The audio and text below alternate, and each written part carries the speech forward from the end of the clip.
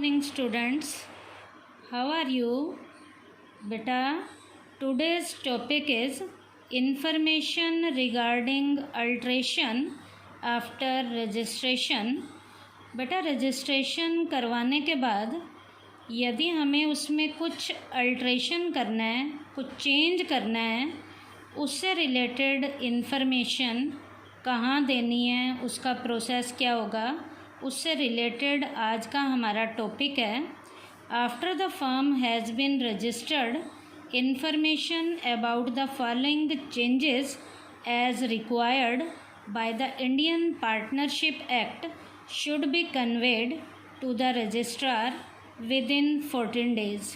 बेटा रजिस्ट्रेशन हो जाने के बाद यदि हम उसमें कुछ चेंज करते हैं तो ये चेंज से रिलेटेड सारी की सारी इन्फॉर्मेशन पार्टनरशिप एक्ट के अकॉर्डिंग हमें रजिस्ट्रार के ऑफिस में 14 दिन के अंदर भेजनी पड़ती हैं, उसकी ज़रूरत पड़ती है। 14 दिन के अंदर ये काम होता है। क्या क्या? When the name of the firm और the main business is change.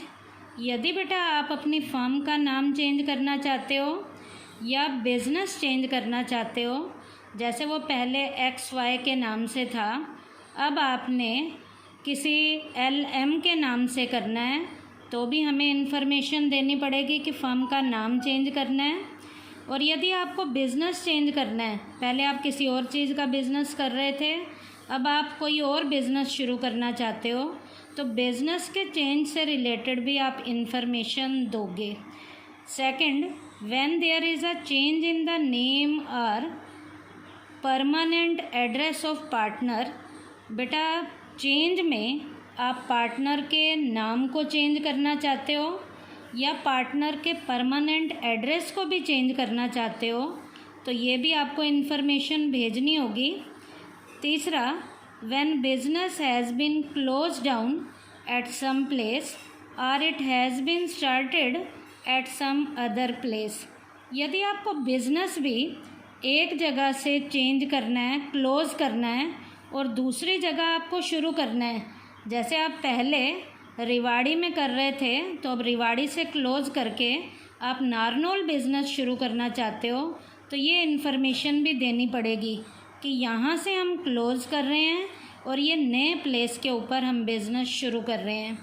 Fourth, when a new partner has joined the firm और सम पार्टनर्स हैज़ डाइड और some other partners has retired from the firm. बेटा firm के अंदर कोई नए partner जुड़े हैं, कोई पार्टनर ऐसा था जिसकी डेथ हो गई है या कोई ऐसा पार्टनर जो अब रिटायर हो गया है, तो इससे रिलेटेड भी टाइमली हमें इन्फॉर्मेशन देनी पड़ती है। उसके बाद है information about a minor partner becoming an adult and his being admitted to the firm as a partner or not। बेटा पहले फर्म के अंदर एक माइनर पार्टनर था और अब वो माइनर पार्टनर जो है अब अडल्ट बन चुका है, अब वो बालिग हो चुका है और बालिग होने के बाद अब वो फर्म में एज अ पार्टनर रहना भी चाहता है या नहीं रहना चाहता, ये इन्फॉर्मेशन भी हमें रजिस्ट्रार के ऑफिस में 14 दिन के अंदर भेजनी है यदि हमें उसमें कुछ अल्ट्रेशन कराना है। उसके बाद बेटा इफ़ेक्ट ऑफ नॉन रजिस्ट्रेशन। बेटा यदि हम अपनी फर्म का रजिस्ट्रेशन नहीं कराते तो हमें क्या क्या नुकसान होते हैं, और यदि हम फर्म का रजिस्ट्रेशन करा लें तो हमें बहुत से फ़ायदे होते हैं। तो रजिस्ट्रेशन के ना होने के इफ़ेक्ट क्या क्या हैं? पहला है no partner can take any legal action against any other partner. कोई भी पार्टनर किसी दूसरे पार्टनर के अगेंस्ट कोई भी लीगल लेवल का एक्शन नहीं ले सकता। क्यों नहीं ले सकता? क्योंकि उसकी फर्म जो है रजिस्टर्ड नहीं है। लीगल एक्शन लेने के लिए फर्म का रजिस्टर्ड होना ज़रूरी है। उसके बाद है बेटा no partner can initiate proceedings against the firm in order to get his right. कोई भी पार्टनर अपने राइट को लेने के लिए, अपने अधिकारों की रक्षा करने के लिए किसी भी पार्टनर के अगेंस्ट कोई कार्यवाही करना चाहता है तो वो कार्यवाही भी नहीं कर सकता, किसी भी तरीके की कोई भी प्रोसीडिंग नहीं कर सकता। क्यों नहीं कर सकता? क्योंकि उसकी फर्म रजिस्टर्ड नहीं है। उसके बाद है firm 2 can not start proceeding against any partner. Firm भी किसी भी पार्टनर के अगेंस्ट किसी भी तरीके की कोई भी प्रोसीडिंग नहीं कर सकती। पहले था पार्टनर के खिलाफ नहीं कर सकते, अब फर्म भी पार्टनर के खिलाफ नहीं कर सकती। पहले पार्टनर फर्म के खिलाफ नहीं कर सकता था, अब फर्म भी पार्टनर के खिलाफ किसी भी तरीके की कोई भी प्रोसीडिंग नहीं कर सकती। उसके बाद है firm can not proceed against other parties while the other parties can proceed against the firm. Firm जो है अदर पार्टी के अगेंस्ट प्रोसीडिंग नहीं कर सकती, लेकिन अदर पार्टी जो है फर्म के अगेंस्ट प्रोसीडिंग कर सकती है। इसका मतलब फर्म का रजिस्ट्रेशन होना यहाँ पे भी ज़रूरी है। उसके बाद बेटा फर्म का रजिस्ट्रेशन यदि हमने करवाया हुआ है तो हमें फ़ायदे क्या क्या मिलते हैं, बेनिफिट क्या क्या मिलते हैं। पहला, फर्म का रजिस्ट्रेशन करवाने से जो बेनिफिट मिलता है वो बेनिफिट है benefit to the firm. Firm को खुद इसका बेनिफिट होगा। Firm gets the right of filing a case against external parties in the court. यदि फर्म रजिस्टर्ड है तो वो किसी भी अदर पार्टी के खिलाफ एक्सटर्नल लेवल की जो बाहर की पार्टी है उसके अगेंस्ट किसी भी तरीके का मुकदमा जो है फ़ाइल कर सकती है, और मुकदमा फ़ाइल करके जो अपने अधिकार लेने हैं, जो फर्दर लेवल की कार्यवाही करनी है तो फर्म कर सकती है। तो फर्म यदि रजिस्टर्ड होगी तो इस तरीके से फर्म को रजिस्ट्रेशन का बेनिफिट मिल सकता है। उसके बाद है benefit to the partner. The partner can file a case against one another in case of a conflict. बेटा कई बार फर्म में पार्टनरशिप में पार्टनर्स के बीच में कॉन्फ्लिक्ट्स बढ़ने शुरू हो जाते हैं, लड़ाई झगड़े बढ़ने शुरू हो जाते हैं, और कई बार जब लड़ाई झगड़े इतने बढ़ जाते हैं तो दूसरे पार्टनर के खिलाफ हमें एक्शन लेना पड़ता है। तो एक पार्टनर दूसरे पार्टनर के अगेंस्ट यदि कॉन्फ्लिक्ट्स बढ़ चुके हैं, एक्शन लेना चाहता है, केस फाइल करना चाहता है, तो पार्टनर को ये बेनिफिट तभी मिलेगा जब उसकी फर्म का रजिस्ट्रेशन हुआ होगा। उसके बाद है benefit to the incoming partner.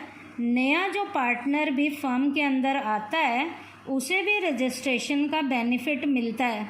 The incoming partner of a registered firm is capable of pledging for his rights, while in case of non-registration of firm, he has to depend on the honesty of other partners. नया partner जब firm के अंदर entry लेता है तो यदि firm registered होगी तो उसे अपने आप से नए पार्टनर को रजिस्टर्ड फर्म के बेनिफिट मिलते हैं, और यदि नया पार्टनर आया है और उस फर्म का रजिस्ट्रेशन नहीं हुआ तो उस नए पार्टनर को बाकी पार्टनर्स की ऑनेस्टी के ऊपर ही डिपेंड रहना पड़ता है कि यदि वो विश्वासी होंगे तो उसे फ़ायदा मिलेगा, और यदि वो बेईमान होंगे तो उसे किसी भी तरीके का कोई भी फ़ायदा नहीं मिलेगा।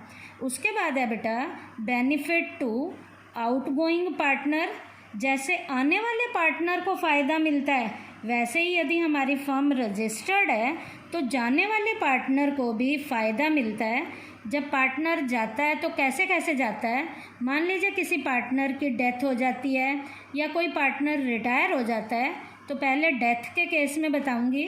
On the death of a partner, after the death of the partner his successors are not responsibility for his activities in the firm, hence to save themselves from his responsibility they do not have to give any public notice to this effect। बेटा यदि किसी partner की death हो जाती है तो अपने आप ही डेथ होने के बाद उसके जो उत्तराधिकारी हैं, यदि फर्म रजिस्टर्ड है तो उत्तराधिकारियों की कोई भी रिस्पॉन्सिबिलिटी उसके कामों के कारण नहीं होती। लेकिन यदि बेटी हमारी फर्म का रजिस्ट्रेशन नहीं हुआ तो जिस पार्टनर की डेथ हो जाती है तो जिम्मेवारी उसके उत्तराधिकारियों की होती है। इसके लिए उसे बेटा आम पब्लिक को नोटिस देना पड़ता है। तो वो उसके उत्तराधिकारी नोटिस देंगे कि अब डेथ हो चुकी है, अब हमारी किसी भी तरीके की कोई भी जिम्मेवारी नहीं है। यदि रजिस्टर्ड फर्म होगी तो उसे पब्लिक को नोटिस नहीं देना पड़ता, और यदि रजिस्टर्ड फर्म नहीं है तो उसके उत्तराधिकारियों को जिम्मेवारी से बचने के लिए आम लोगों को, पब्लिक को नोटिस देना पड़ता है। तो आउटगोइंग पार्टनर जब डेथ हो जाती है तो रजिस्टर्ड फर्म यदि होगी तो यहाँ पर भी उन्हें बेनिफिट मिलता है। दूसरा है बेटा on the retirement of a partner. यदि पार्टनर हमारा रिटायर हो जाता है, after giving information to the registrar, the retiring partner will not be responsible for any liability of the firm from the date of giving this information। बेटा यदि partner retire होने वाला है तो रिटायर होने वाला पार्टनर जो है बेटा रजिस्ट्रार के ऑफिस में रिटायरमेंट से सारी जो रिलेटेड फॉर्मेलिटीज़ हैं वो पहले से ही भेज देता है, और जब वो रिटायर हो जाता है तो बाद में उसकी किसी भी तरीके की कोई भी जिम्मेवारी नहीं होती यदि फर्म रजिस्टर्ड है तो। लेकिन यदि बेटा फर्म रजिस्टर्ड नहीं है तो रिटायर होने वाले जो पार्टनर है उसकी कई बार बाद तक भी जिम्मेवारी बनी रहती है। तो बेटा ये बेनिफिट थे हमारे रजिस्ट्रेशन के, जिसमें मैंने फर्म को भी बेनिफिट बताया है, पार्टनर को बेनिफिट बताया है, इनकमिंग पार्टनर को बताया है, आउटगोइंग पार्टनर में भी डेथ के टाइम पीरियड पे बताया है, रिटायरमेंट के टाइम पीरियड पे बताया है। उससे पहले बेटा मैंने आपको जो टॉपिक कराया था वो था फर्म यदि रजिस्टर्ड नहीं होती तो उसके इफ़ेक्ट क्या होते हैं, और उससे पहले मैंने रजिस्ट्रेशन होने के बाद यदि कुछ अल्ट्रेशन कराना है तो अल्ट्रेशन के बारे में मैंने फॉर्मेलिटीज़ बताई थी जो रजिस्ट्रार के ऑफिस में हमें 14 दिन के अंदर भेजनी होती हैं।